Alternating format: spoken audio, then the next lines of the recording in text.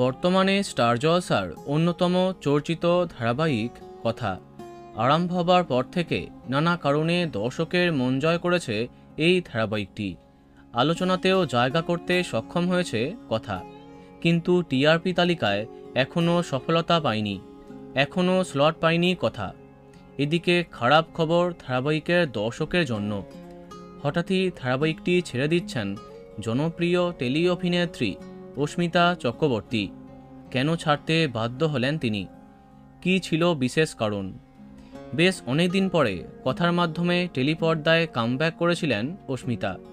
জানা যায় প্রথমের দিকে তার চরিত্রটার মূল্য ছিল, কথা ছিল পরে গল্পে বেশ প্রধান ভূমিকা রাখবেন তিনি, কিন্তু সেসব কিছুই হয়নি, বরং আরও কমেছে তার উপস্থিতি।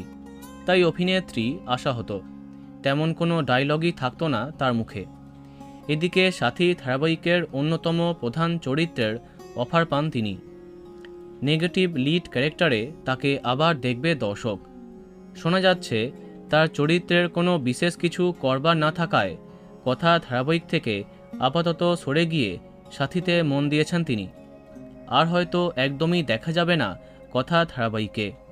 তবে অস্মিতা চক্রবর্তী এখনও অফিসিয়ালি কোনো কিছু ঘোষণা করেননি।